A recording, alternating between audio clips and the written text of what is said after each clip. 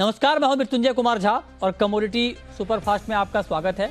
सबसे पहले आपको ये बताते हैं कि इस वक्त कमोडिटी मार्केट में कहां पर हलचल हो रही है। और एक्शन की बात करें तो गोल्ड में जो तेज़ी आज हमने शुरुआती दौर में देखी थी वो थोड़ी सी कम हुई है, लेकिन अब एक बार मार्केट लाल निशान में आया था और फिर से हरे निशान में आ चुका है। 47,980 ये गोल्ड का करंट मार्केट प्राइस है। 32 रुपए की मजबूती है। चांदी का भाव 69,500 रुपए के स्तर पर है और इस वक्त चांदी में करीब 200 रुपए की गिरावट दिख रही है। इसके अलावा गोल्ड ईटीएफ में निवेश के आंकड़े आए हैं और गोल्ड ईटीएफ में निवेश 45% बढ़ा है। जनवरी में देश में गोल्ड ईटीएफ में 625 करोड़ रुपए का इन्वेस्टमेंट हुआ है, निवेश हुआ है। इसके अलावा क्रूड की बात करें तो क्रूड में फिर तेजी बढ़ गई है। ब्रेंट का भाव $61.5 के करीब पहुंच चुका है, आधा फीसदी ऊपर है। और अमेरिका में पिछले हफ्ते स्टॉक घटा है, ये एपीआई की रिपोर्ट है। और पिछले हफ्ते स्टॉक में 35 लाख बैरल की गिरावट आई थी। मेटल मार्केट को देखें तो बेस मेटल में आज भी तेजी है। कॉपर 635 के ऊपर है, 1% तक मजबूत। निकल 1345, जिंक 216 के ऊपर है। लेड एल्युमिनियम में भी तेजी है। कमजोर डॉलर से कीमतों को सपोर्ट मिल रहा है और साथ ही चीन में सप्लाई घटने का भी इम्पैक्ट मार्केट के ऊपर साफ तौर पर दिख रहा है। इसके अलावा हल्दी में तेजी का दौर जारी है लगातार और आज मार्केट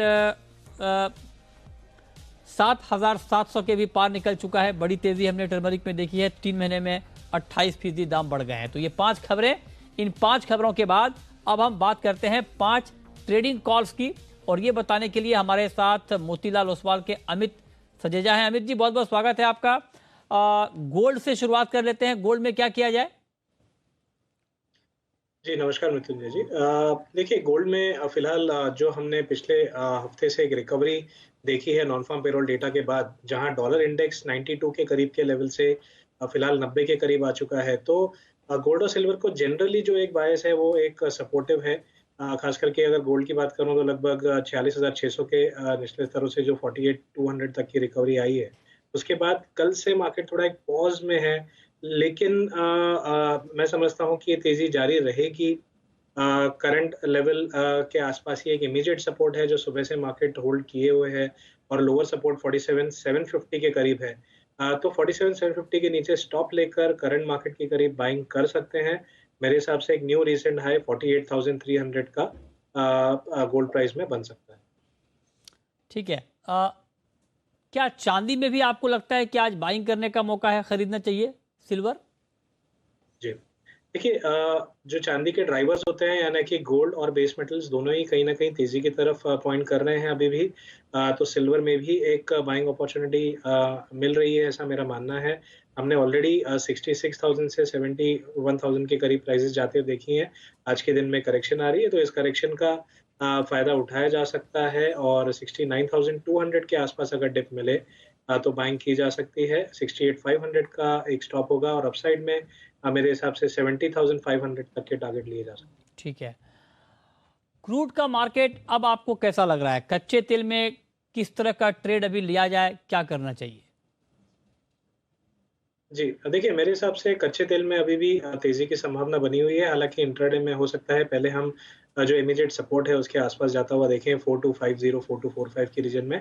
वहां पर मैं बाइंग इनिशिएट करने की सलाह दूंगा। 4,200 के नीचे का एक स्टॉप होगा और अपसाइड में न्यू रिसेंट हाई यानी 4,300 के ऊपर के लेवल 4,330 के करीब के लेवल हमें दिखाई दे सकते हैं। तो क्रूड ऑयल में भी मेरे हिसाब से जो फंडामेंटल्स है फिलहाल स्ट्रांग है। सप्लाई कंस्ट्रेंट होने की वजह से और इन्वेंट्री चाइना और यूएस दोनों में डिक्लाइन होने की वजह से प्राइसेस सपोर्टिव है। ओके, निकल का मार्केट कैसा लग रहा है आपको? निकल में क्या किया जाए?